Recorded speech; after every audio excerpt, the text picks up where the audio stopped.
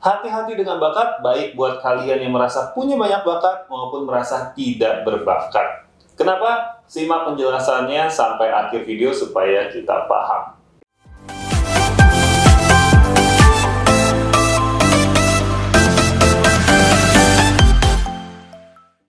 Halo semuanya, kembali lagi di channel Tanya Kak Sep. Kali ini gue ingin menjelaskan apa hubungan bakat dengan fixed mindset. Fixed mindset adalah kebalikan dari growth mindset.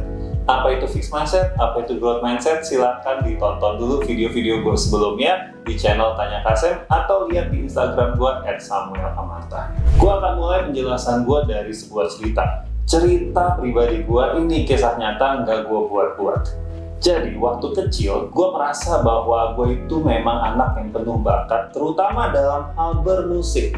Kenapa? Karena simpelnya adalah, gue tidak perlu usaha yang besar untuk bisa bermain alat musik dan bernyanyi.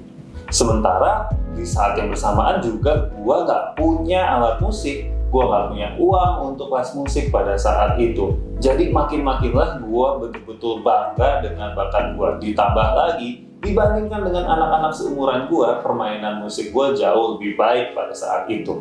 Tanpa gue sadari, ternyata kebanggaan gue akan bakat itu membuat gue menjadi mempunyai pola pikir yang kurang baik. Yang pertama, gue merasa bahwa yang keren itu adalah kalau berbakat. Artinya, kalau nggak perlu les, kalau nggak usah usaha yang besar, tetapi bisa melakukan sesuatu. Memang tidak ada yang salah dengan efisien, di mana kita bisa mencapai sesuatu dengan sumber daya dengan usaha yang sekecil-kecilnya. Tetapi ada kalanya kita untuk meningkatkan permainan kita, meningkatkan skills kita, kita harus usaha yang lebih besar. Nah, pada saat itu datang, gue merasa bahwa, wah ini mah udah gak keren lagi. Jadi gue sempat merasa bahwa kalau gue bisa main piano, tapi karena gue les, karena gue menghabiskan waktu berjam-jam untuk melatih permainan piano gue, waktu itu gue merasa itu nggak keren. Ya, jadi gue sibuk untuk mempertahankan status berbakat gue. Nah, inilah kenapa di awal gue berkata bahwa hati-hatilah dengan bakat. Pelajaran pertama, akui bakat kalian, tetapi jangan sampai kita sibuk melindungi status berbakat kita.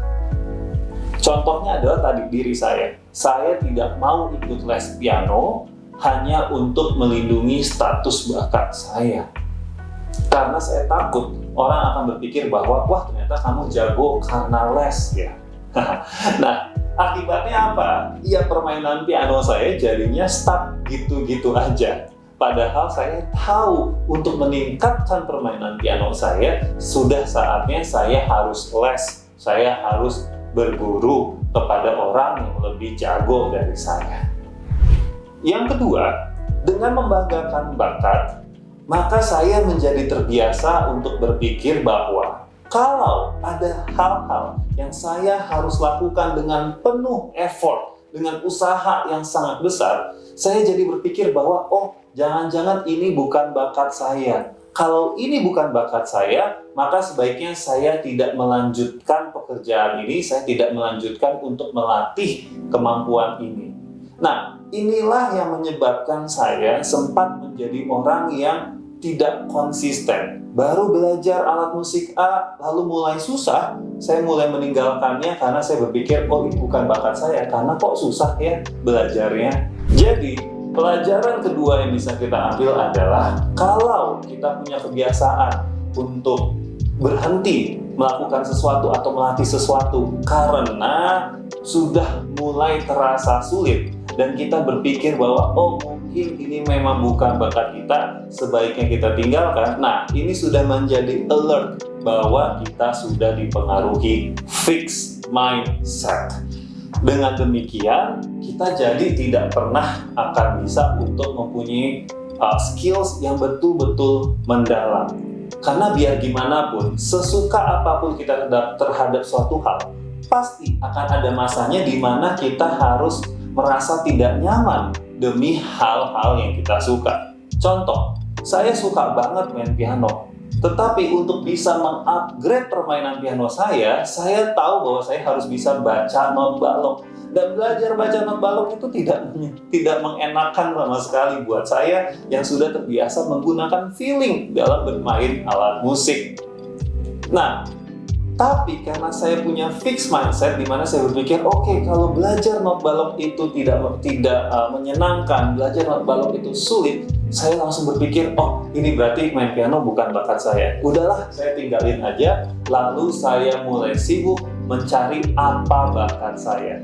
Pelajaran ketiga adalah kalau kita sudah mulai terlalu sibuk mencari apa bakat kita, jangan-jangan bukannya kita tidak tahu apa bakat kita, tetapi ketika kita sudah mulai sulit untuk melakukan sesuatu, sulit untuk belajar sesuatu, kita mulai berhenti dengan dalih bahwa ini bukan bakat kita.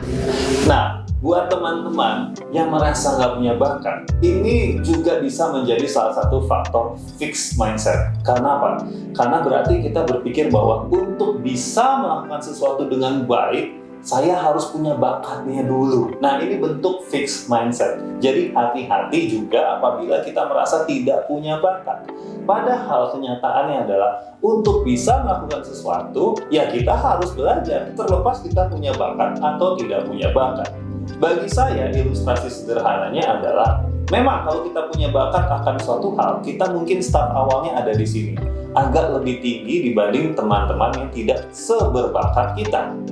Oke? Tetapi walaupun start awal orang yang berbakat ada di sini dan kita yang tidak berbakat ada di sini, ini tidak menentukan pada akhirnya kita posisinya ada di mana.